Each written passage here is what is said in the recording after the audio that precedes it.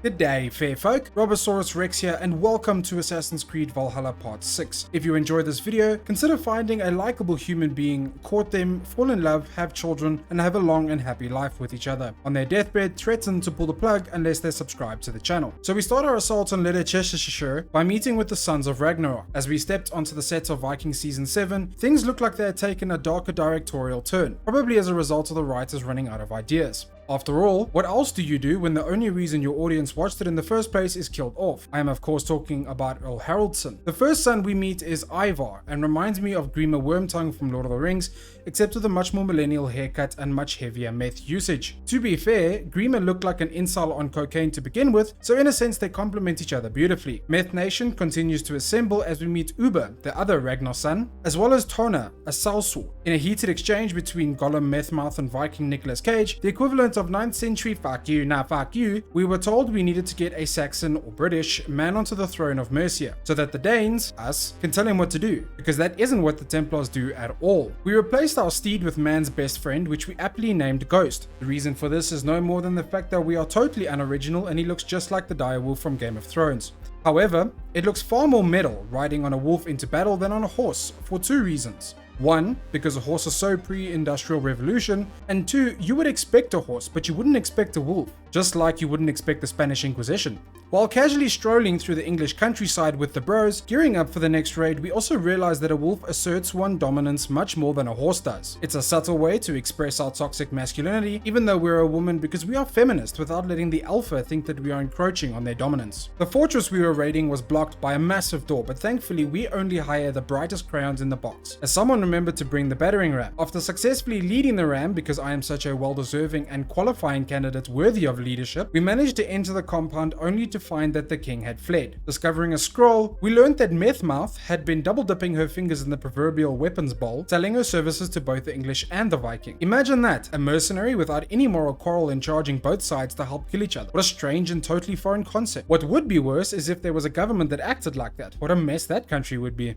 We were told that the king was in two possible locations, Ragnarsons and Templeborough Fort. In location 1, while searching for the manic monarch, we decided to bring our inner link to the surface, and perhaps the king had thought to be clever by hiding in a pot. Turns out, the pot was filled with oil and not the sexy massage kind. After literally being on fire, it became clear that the king had not fled here, but while we were here, the boys and I decided to continue with our occupation attempt because hey, what else is there to do? We decided to take a well-deserved break and be a tourist for once, so we set out to explore buildings and ruins, just to see what this new land has to offer, but we remembered that we left the camera back at the camp, so we couldn't take any selfies or touristy pictures to remember this by. We came across a symbol of the Assassin Order, laid out in the floor in a mosaic pattern. A reminder that the Assassins were here eons ago, but decided to yeet us out of there once the last Roman Emperor fell. A skeleton was also on top of the symbol, assumably the creator, who was either killed moments after laying the last piece, or died shortly after grouting the final tile. Either way, I'm sure the Assassins were happy that they wouldn't have to support some starving artist. We knew he was starving because he was clutching a piece of dry bread, and I couldn't help but wonder if this artist has been there long enough for his flesh to peel off, then how old is that bread? Also, we found an entrance to the assassin den, probably marked by that poor artist's hard work. Rest in peace. Here we found a note discussing the 3 tenets of the Hidden One, and how there was irony in the phrase, nothing is true, everything is permitted, when there were some things that were discernibly true and not everything was permitted. An example in this moment would be how we would die from tetanus just touching everything in a 500-year-long abandoned underground den. Jokes aside,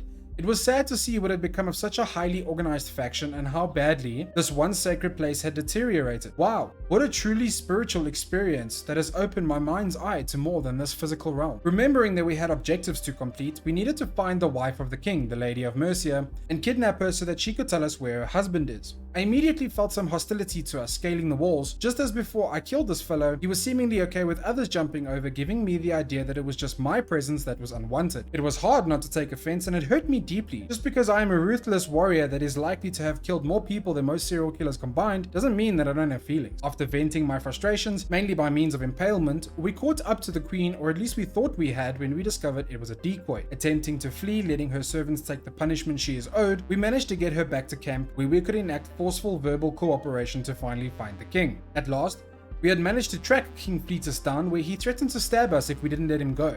To which we replied with the strangest sexual innuendo I think anyone has ever heard of. That's a bread knife, my lord. Do you mean to butter me? After realizing that he was not interested in coming along peacefully, it was time to temporarily put him into suspended animation where we would forcefully, of his own accord, hand over the crown to the new king. Before leaving though, we must respect the time-honored tradition of taking everything that isn't nailed down, of which we secured a new axe seemingly made of pure gold. We set the once noble regent atop the ghost of Wolfshima and regrouped with the brothers Ragnar for season 7 episode 3. After the coronation ceremony, we realized that the new king's son Ceolbert had not shown up for the blessed event and was being hunted by the loyal lapdog of the recently usurped leadership, Leofirth. It was here that we began studying the effects of spontaneous axe combustion, and it was determined to be the result of how fire our skills were in combat. Nothing but MLG Pro League axe mastery here. Leofirth truly displayed incredible feats of sword wielding in a mix of Luke Skywalker and Jon Snow. It made it difficult to remember which show we were still shooting for. He was the ultimate fruit ninja warrior with slashes that will make a samurai blush, but the cheekbones to make any woman swoon. Combining that with loyalty, he really was the total package. That is why it hurt so much when the showrunners told me that he was being cut from the script, a legal matter supposedly, and I was gonna miss his humor on set and the way he could always pull off leading but never actually dying. Even Odin thought it special enough to make another appearance in the middle of governing an entire realm of godly beings from another dimension to tell us that we should kill him because that would be honorable. This is where we had our first disagreement with the god of gods, and we decided to spare him, which I'm sure will definitely not come back to bite us in the ass. Ending off the episode, we embraced our inner Tomb Raider, pillaging underground hovels that had been undisturbed for decades, except for that person who likes the candles and torches. The novelty quickly wore off, and I was starting to feel longing for other Scandinavian company. Luckily, I managed to find another settlement of Danes and promptly attempted to introduce myself. Unfortunately, communications broke down, and we were unable to complete a peaceful conversation. We did the only logical thing, and that was to slaughter every soul there and steal their resources. Make sure to catch the next episode of Valhalla coming next week, and don't miss out as we carry on through Cyberpunk 2077 as well. How do you make sure you don't miss these? By hitting that like and subscribe button, and don't forget the bell icon as well. Thanks so much for watching, and we'll catch you on the next one.